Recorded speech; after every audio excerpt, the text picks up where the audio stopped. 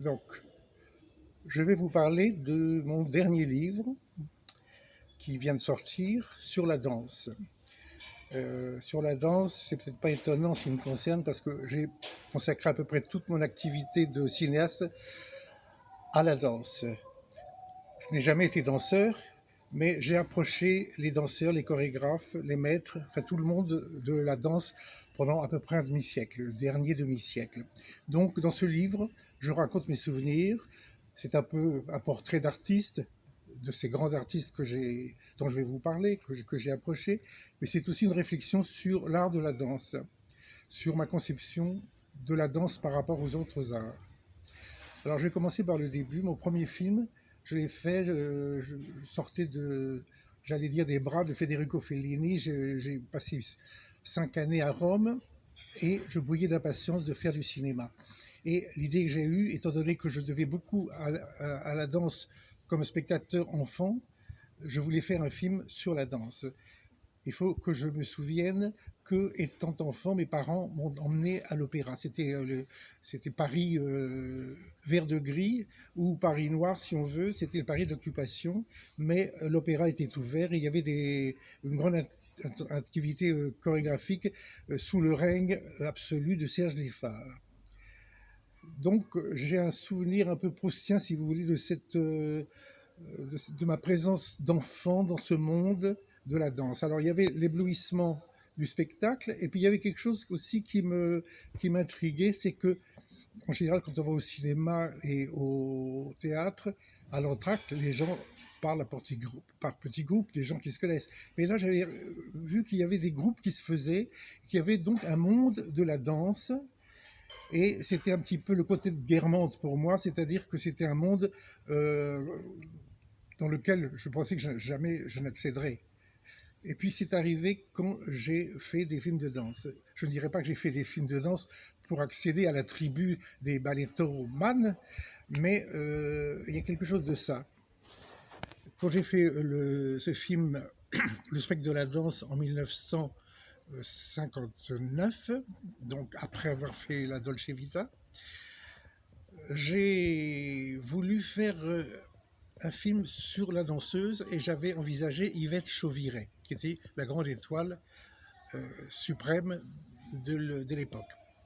Donc j'avais élaboré un scénario et puis petit à petit j'ai senti que Mademoiselle Chauvirey, comme on l'appelait, d'abord très enthousiaste, après était un petit peu réticente parce que elle pensait que j'avais avoir une vision de sa danse qui n'était pas ce qu'elle avait prévu, c'est-à-dire que l'art de Chauvirey est un art très scientifique, c'est une artiste, toute sa carrière est faite de recherche et de solutions à des problèmes qui se posaient à elle, et elle avait peur que je montre dans le film une Chauvirey qui n'était pas celle qu'elle voulait montrer au public, parce que son art était fait pour un public, et elle avait peur que je la montre sous des angles inédits, et ça lui faisait peur. Voilà.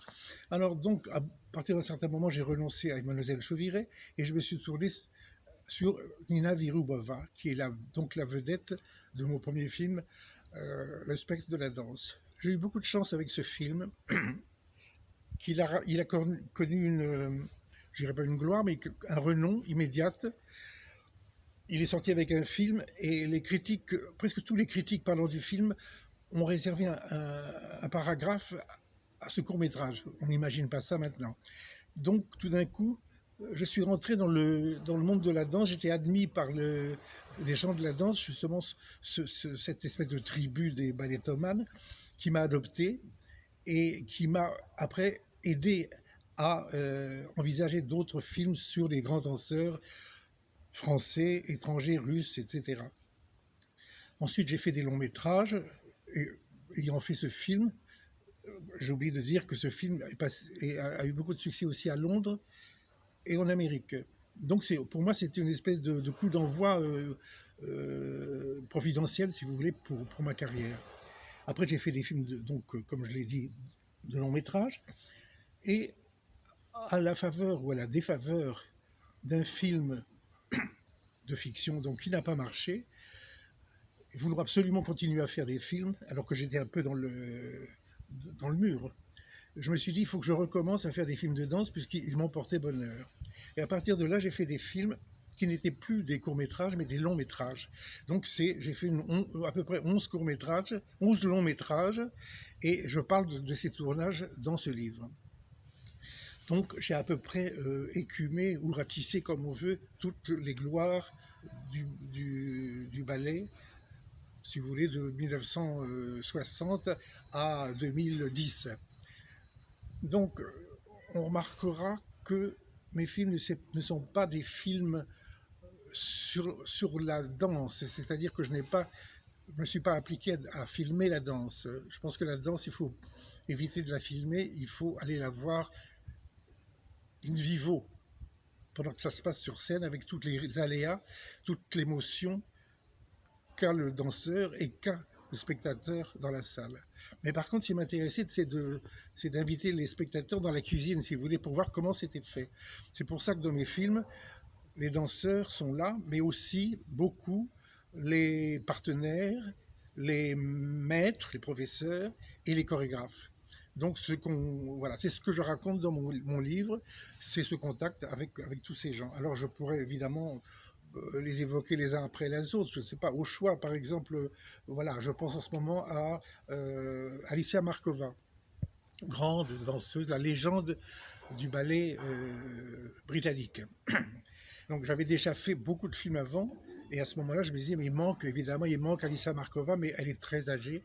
Et puis mon ami Clement Crisp, qui est le critique de Financial, m'avait dit, oui, ça serait formidable, elle peut encore le faire, mais vous savez, c'est une personne qui a la réputation d'être assez difficile. Effectivement, j'avais entendu dire qu'Alicia Markova, on l'appelait, du temps où elle était sur scène, le supplice chinois.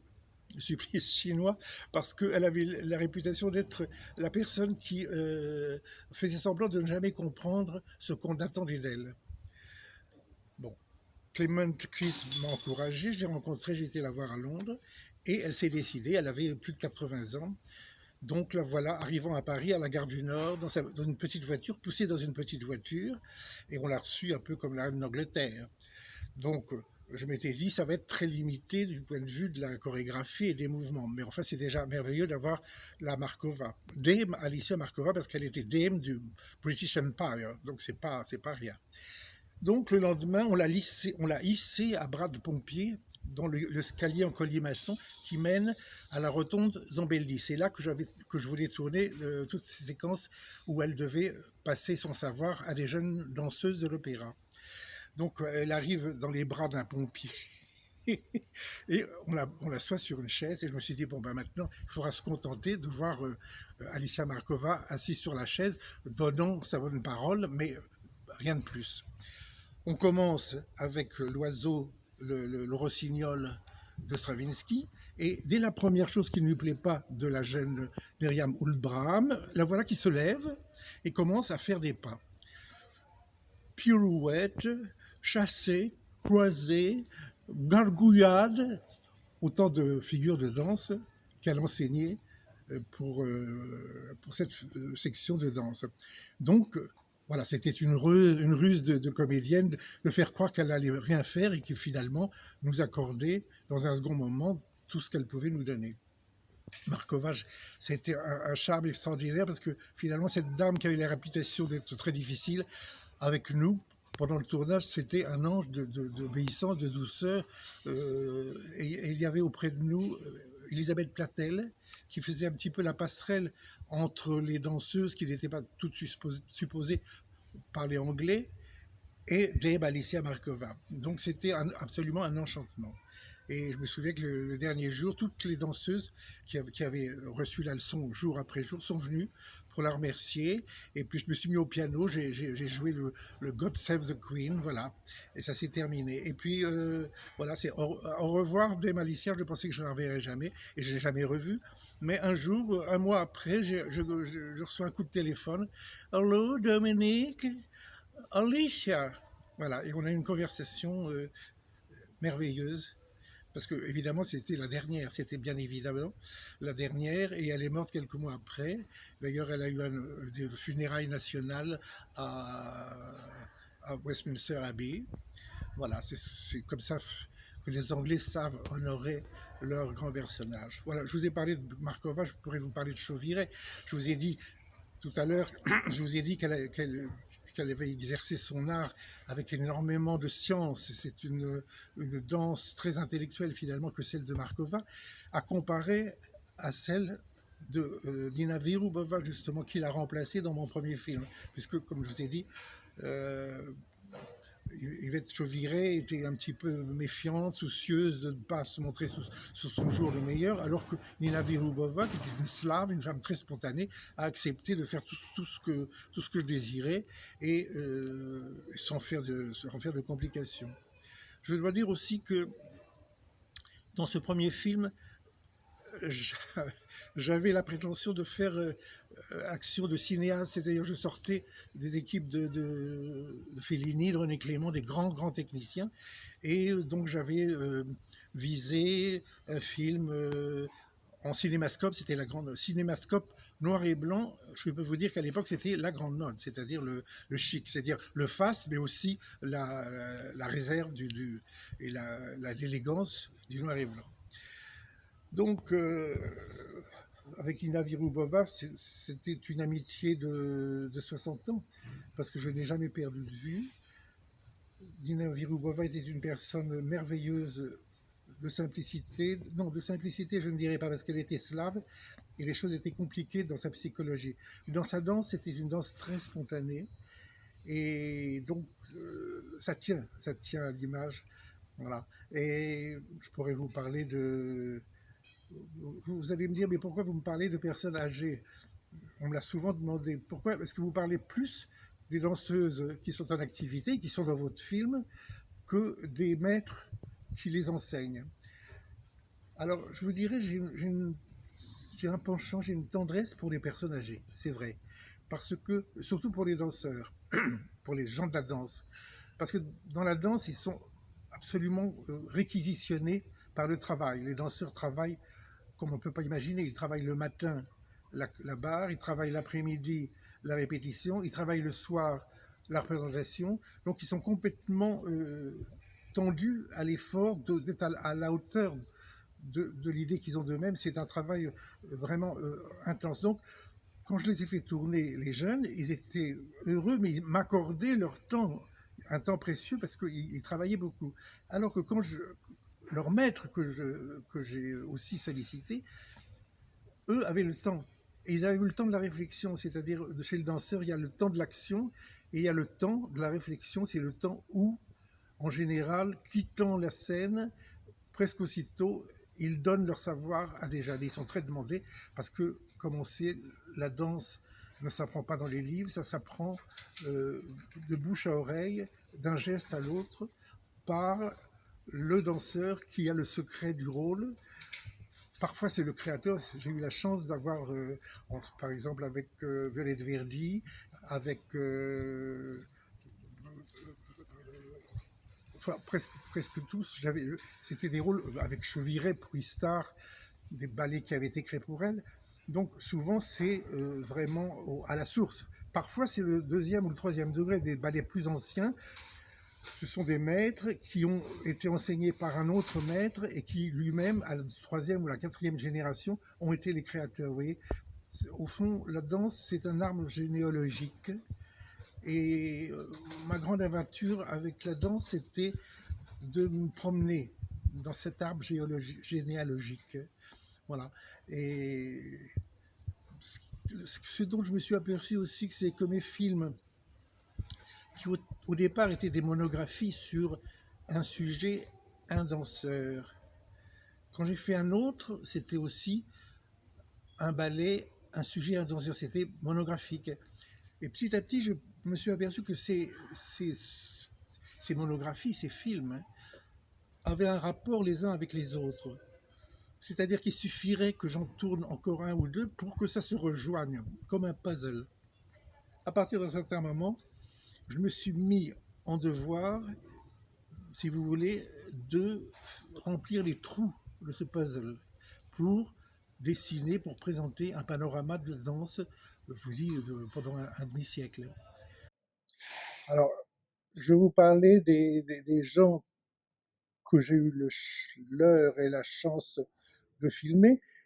Et je vous disais que j'ai pas filmé tous les gens que j'avais voulu. Alors, un de mes échecs, bon, j'ai parlé de Marcia Haydé, mais c'est Nureyev. Ça, je l'ai plusieurs fois raté pour des questions d'orgueil et de vanité, de petites, de petits coups de bras de fer, si vous voulez, entre lui et moi, pour des questions un petit peu bêtes de contrat et d'argent. Donc, au moment où j'ai fait le film avec Virubova en 59, non, en 63, le deuxième film qui s'appelle L'Adage, je voulais l'avoir comme partenaire de Virubova. On était presque arrivé. Et puis, au dernier moment, il m'a dit, ah oui, mais c'est pas assez, il faudrait plus. Et je sentais qu'il allait. En fond, c'était une question de vanité.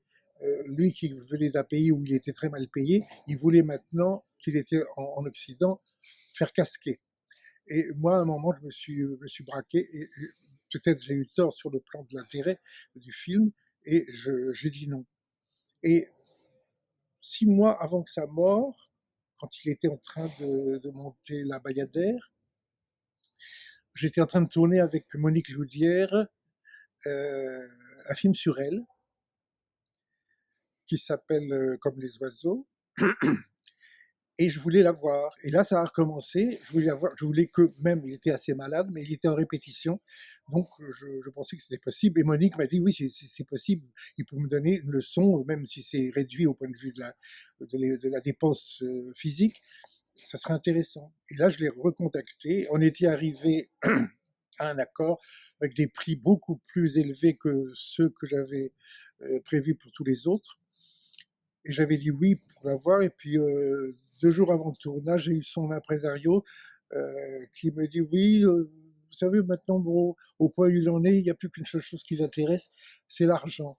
J'étais un petit peu interloqué. Et il me dit non, il faut doubler le prix. Alors là, j'ai retrouvé le même, si vous voulez, la même choc, si vous voulez, que j'avais eu avec le premier film. J'ai pas eu envie. J'ai pas envie de me mettre à genoux. Et voilà. Et j'ai eu tort parce que ça a des beaucoup d'intérêt au film. Enfin, voilà. On ne peut pas toujours tout faire dans la création artistique. Alors, d'autres personnages passionnants, c'était Serge Diffard, que j'ai eu dans le spectre de la danse en 59-60. Et là, j'ai été complètement séduit par ce personnage parce qu'il était dans le creux de la vague. Il venait d'être, je dirais presque éjecté de l'opéra. Il avait été très maltraité par la direction de l'opéra. On lui avait mis des bâtons dans les roues. Son rêve, c'était de retourner avec son ballet, sa famille, le ballet de l'opéra et ses ballets, ses créations à Moscou et à Saint-Pétersbourg. C'était la grande tournée de 57 ou 58, je ne sais pas. Et au dernier moment, on lui a refusé le visa. Mais on a su que c'était pas les Russes qui avaient refusé, ils auraient été très heureux de le voir, mais c'était l'administration de l'opéra parce qu'on avait peur qu'il fasse des gaffes, qu'il fasse de la politique de façon complètement déplacée, inappropriée, comme on dit. Et donc, et là, il était très amer. Mais c'est un homme qui avait une grande dignité, il est très beau encore, et on sentait que ses blessures, il les intériorisait, il n'avait pas envie de se venger, et j'étais très frappé par ce personnage humilié, et me faisait penser au prince Mishkin, il était très dostoïevskien, et voilà, et puis un grand monsieur, je veux dire, l'argent ne comptait pas pour lui, d'ailleurs, je sais que dans sa carrière, tout ce qu'il a fait, il l'a fait avec une grande élégance, l'argent était très très secondaire. Et à la fin de mon tournage, je lui ai dit, maître, merci beaucoup pour ce que vous avez fait, qu'est-ce que je vous dois, dans les deux sens du mot de la dette. Il m'a dit, oh, on en reparlera une autre fois. Et on n'en a jamais reparlé. Donc un grand monsieur, Serge Liffard, qu'on a beaucoup humilié, puisque après, on a carrément retiré ses ballets de l'opéra, du répertoire de l'opéra. Mais maintenant, on le ressort des ballets comme Mirage, comme Suite en blanc. Il se donne dans les grandes compagnies étrangères. Alors, il y a aussi un grand personnage moins connu que Serge Liffard, c'est Serge Peretti. À l'opéra, à l'époque, c'est-à-dire dans les années 40, 30, 40, 30, 40, il y avait deux Serge, il y avait les deux Serge, Serge Peretti et Serge Liffard, Sergei et Sergio. Ils étaient très complémentaires parce que Serge, c'était au contraire de Liffard, qui était le révolutionnaire, qui avait lancé un tsunami sur la scène de l'opéra avec sa révolution chorégraphique. Peretti était au contraire le gardien de la tradition. Donc, il a entretenu ce qui était le trésor de l'opéra, c'est-à-dire une tradition faite de petites choses, de petits détails, la perfection du détail, la petite batterie, un travail de miniaturiste, de broderie, qui était la danse avant, et qu'il a entretenu avec Carlotta Zambelli. Et finalement, il a eu sa revanche en fin de parcours, alors il était à la retraite, parce il est devenu un professeur très demandé, et le grand professeur de Nicolas Le Riche, enfin tous les grands danseurs ont voulu l'enseignement, et c'était l'enseignement de l'opéra d'avant Liffard. Vous voyez, donc il y a une boucle, il a recousu la boucle, voilà, à l'école de danse grâce à Claude Bessy qui l'a pris comme professeur. Donc c'était un personnage très pittoresque. Lui aussi était très désintéressé. C'était, vous savez, c'était la grande élégance du Paris d'avant-guerre. Il fallait surtout pas parler d'argent, c'était obscène. Et voilà, il était drôle. Et c'était un dandy. Et sa danse était très élégante, très aérienne. C'était un petit peu l'indifférent l'indifférent de Watteau. Voilà ce qui me, voilà, avec ses ballets du 18e. Et son morceau de bravoure, c'était le Castor et Pollux de Rameau, dans l'opéra de Castor et Pollux.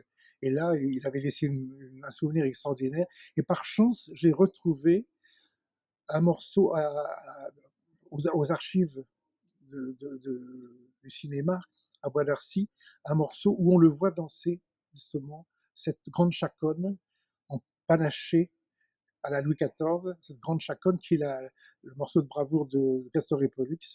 Et j'ai pu recoller la musique qui n'était pas dans le document, et on a refait ça. Et alors, grâce à cette musique retrouvée, que lui, il ne retrouvait pas, que je lui ai remis dans les oreilles, il a pu enseigner cette chaconne à Nicolas Le Riche. Donc c'est un grand morceau de transmission, vous voyez, parce que ça remonte à... lui, il a dansé ça pendant la guerre de 14, en 1907. Alors vous voyez ce troisième, quatrième degré de transmission. Et pour moi, c'est ça l'histoire de la danse, et ce qui m'intéresse dans la danse, et ce qui m'a intéressé de filmer. Et c'est ce que je raconte dans mon livre qui s'appelle La danse, le désordre et l'harmonie.